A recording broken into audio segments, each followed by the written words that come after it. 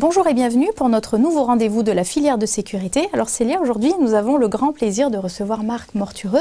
Merci beaucoup d'avoir répondu à notre invitation. Je rappelle que vous êtes le directeur général de la prévention des risques au ministère de l'Environnement, de l'Énergie et de la Mer. Nous sommes au cœur d'Eurosatori. La prévention des risques, c'est un sujet phare de cette édition 2016, mais c'est aussi évidemment un sujet qui concerne, j'allais dire, tous les citoyens du monde, tous les pays et tous les continents. C'est un sujet international, évidemment. Et depuis l'an dernier, les différents acteurs sont focalisés sur le cadre d'action de Sendai. Est-ce que vous pouvez nous expliquer en quelques mots, alors c'est assez complexe, mais on compte sur vous pour démystifier ce qui se cache derrière ce cadre d'action et en quoi aujourd'hui, qu'est-ce qu'il apporte de nouveau ? Alors déjà, l'existence d'un cadre international est en soi quelque chose d'intéressant, parce que d'abord les catastrophes naturelles n'ont pas de frontières, et d'autre part, c'est ce qui permet de développer les échanges d'expériences qui aident à progresser. Alors ce cadre d'action de Sendai a été signé en mars 2015, donc au Japon, par 187 États, dont la France, et qui va régir, disons, la politique au plan international sur les 15 prochaines années. Alors, le premier élément, c'est qu'il affiche un lien très clair avec toute la problématique de la lutte contre le changement climatique, bien entendu, davantage sur le volet de l'adaptation au changement climatique. Ensuite, c'est un accord qui met plus fortement l'accent que précédemment sur la prévention et la réduction des risques des catastrophes, donc en amont des catastrophes plutôt que la gestion de la catastrophe elle-même, et davantage également sur les questions de résilience et les questions de gouvernance.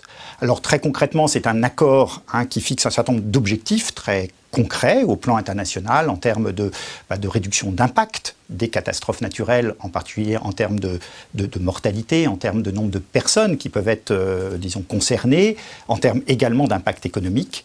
Mais c'est aussi la question de la résilience, et en particulier par rapport aux populations les plus vulnérables, avec notamment la volonté de développer des systèmes d'alerte précoce pour les territoires qui sont les plus vulnérables.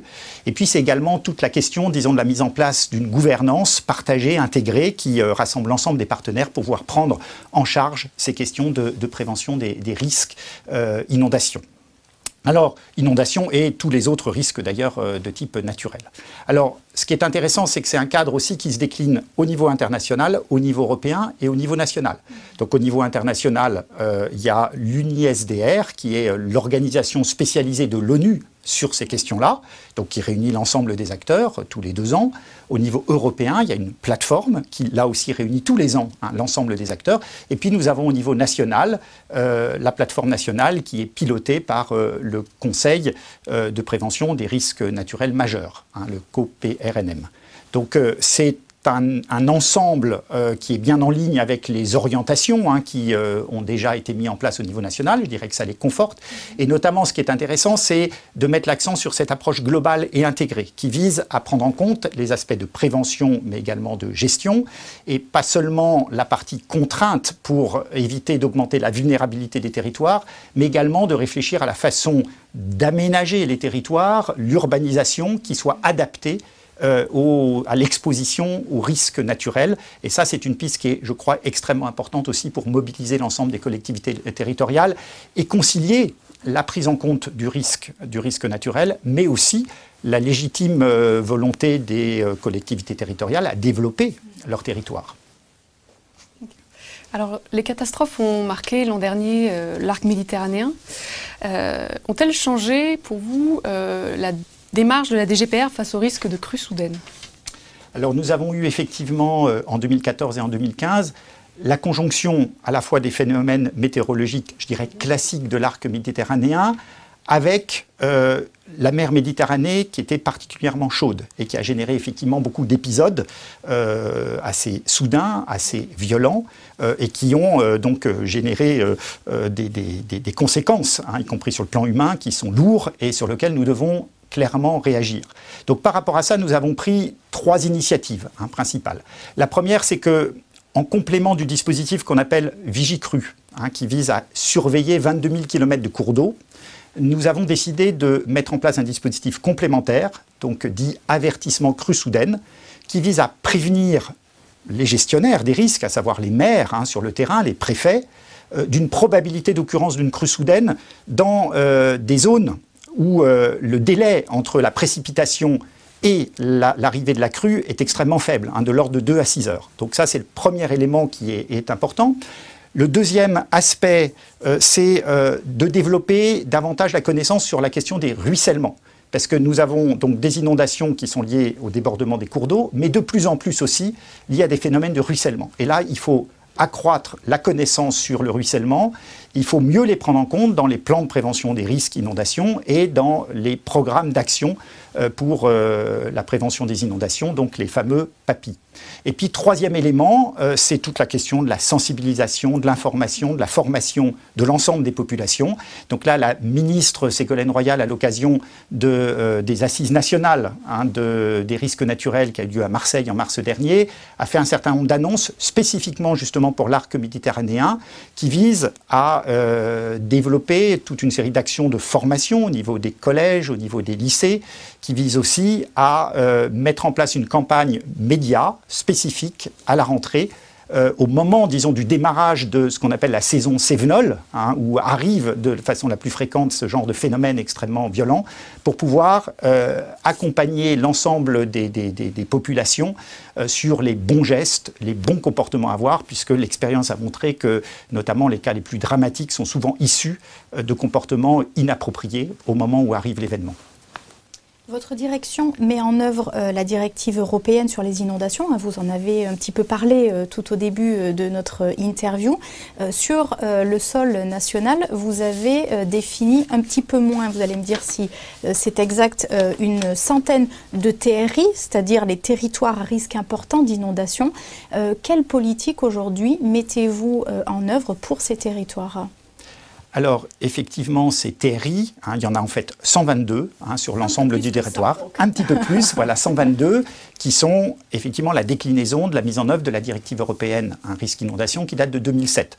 En fait, c'est une directive qui vise effectivement à mettre en place une politique intégrée de prévention et de gestion du risque inondation au niveau des territoires, et qui prend bien en compte à la fois la prise en compte des risques inondation, mais également la légitime volonté des territoires à se développer sur le plan économique. Donc c'est de bien concilier les deux éléments. Donc en France, on a traduit cette directive européenne à la fois par la mise en place d'une stratégie nationale de gestion du risque inondation, puis qui a été déclinée au niveau des grands bassins hydrographiques, donc les PGRI, donc qui ont été adoptés fin 2015. Et aujourd'hui, sur les 122 TRI, donc ces territoires à risque important d'inondation, qui représentent environ 11 millions de personnes sur l'ensemble du territoire, eh bien, est en train d'être élaboré avec tous les partenaires qui sont impliqués, ces stratégies locales de gestion du risque inondation qui intègrent l'ensemble des aspects. Et notamment, ce qui est important, c'est d'essayer de, je dirais, de dépasser un petit peu les oppositions un petit peu traditionnelles qu'il peut y avoir entre l'État qui, au travers des plans de prévention des risques, impose un certain nombre de contraintes aux territoires qui sont soumis à des aléas importants et qui ne sont pas toujours bien compris de la part de certaines collectivités locales, avec voilà, la nécessité pour les collectivités locales d'assurer le développement et l'avenir de leur territoire. Donc c'est vraiment cette approche assez globale qui est mise en œuvre au travers de ces 122 TRI, sachant que cette démarche de bien travailler ensemble pour développer ces stratégies est en même temps très, très utile et très pertinente en préparation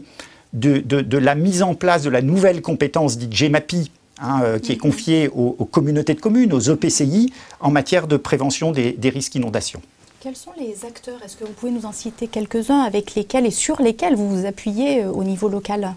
Alors bien entendu, les élus, les collectivités locales, à différentes échelles, et c'est une des difficultés de trouver la bonne échelle d'intervention en fonction des situations, des caractéristiques propres de chaque territoire. Et donc, il faut avoir une certaine souplesse, un certain pragmatisme sur la façon de s'organiser. Et le cadre GEMAPI offre un certain nombre de solutions. C'est bien entendu aussi l'expertise. Nous avons besoin de scientifiques, d'établissements comme le CEREMA, comme l'IRSTEA, comme un certain nombre d'établissements. C'est bien sûr aussi potentiellement le monde des assurances qui peut jouer un rôle, l'État, hein, bien entendu, et je dirais d'une façon générale aussi, un certain nombre de partenaires associatifs, l'ensemble des acteurs qui peuvent contribuer à cette mobilisation, à cette sensibilisation. Je crois qu'on ne réussira à trouver, disons, la bonne façon de concilier les différentes exigences que par voilà, une participation forte de tout le monde. Et c'est la raison pour laquelle la ministre Ségolène Royal a notamment souhaité offrir aux territoires à risque d'inondation la possibilité de développer un certain nombre d'actions très concrètes de mobilisation de l'ensemble des citoyens, hein, puisque c'est vraiment un défi que nous avons tous à partager ensemble. Vous parliez du rôle des assurances, justement. On sait que la France a une politique assurantielle à travers le régime CatNat, qui passe par donc la mutualisation globale du risque et de sa réparation. Est-ce que vous pensez peut-être qu'il faudrait réformer ce système et passer à quelque chose qui permette une différenciation des situations, voire une sorte de bonus-malus en fonction de la préparation des assurés? Alors ce système CatNat a été mis en place en 1982, donc un peu plus de 30 ans maintenant. Il a été complété d'ailleurs en 1995 hein, avec la mise en place de ce qu'on appelle le fonds Barnier, hein, un fonds qui permet hein, d'apporter un certain nombre de soutiens financiers pour la réalisation d'un certain nombre de travaux. Je crois qu'on peut dire que ce dispositif a permis hein, depuis 30 ans de faire face, hein, dans des conditions très satisfaisantes, à toute une série de phénomènes météorologiques hein, qui se sont déroulés, en mettant en œuvre la solidarité nationale et dans un contexte qui, sur le plan économique, apparaît solide. Néanmoins, il est légitime de se poser la question de savoir s'il y a un certain nombre d'ajustements hein, qu'il est possible de faire, et en particulier en ce qui concerne la responsabilisation des assurés. Donc ce qu'il faut bien rappeler, c'est que le régime CatNat hein, est financé au travers d'un prélèvement de 12% hein, sur le régime hein, de la prime d'assurance habitation. Alors en ce qui concerne les particuliers, une modulation aurait probablement un effet relativement limité, hein, en ayant relativement peu de prise. Par contre, c'est une réflexion que l'on peut mener, en particulier pour à la fois les collectivités locales ou les entreprises, qui peuvent avoir un certain nombre de moyens pour effectivement développer des actions en matière de prévention, et qu'il puisse y avoir une différenciation au regard, disons, des actions qui ont pu être menées. Moi, j'ajoute aussi pour l'ensemble de la population l'importance, j'y reviens, des questions de sensibilisation, d'apprentissage des bons gestes, des bons comportements au moment où survient hein, l'événement, parce que là aussi, il peut y avoir des grosses différences en termes d'impact et de conséquences en fonction des gestes qui sont effectivement posés et des comportements qui sont appliqués. Marc Mortureux, merci beaucoup d'avoir répondu à nos questions. Nous l'avons compris, nous sommes tous concernés par cette question essentielle de la prévention des risques. Célia, merci d'avoir été à nos côtés pour ce rendez-vous de la filière de sécurité qui touche à sa fin. Je vous donne rendez-vous demain avec notre prochain invité, toujours en direct de Rosatori, qui sera Hélène Hortiou, directrice Business, Industrie et Cleantech chez Business France. Merci de nous avoir suivis. Très belle journée à tous.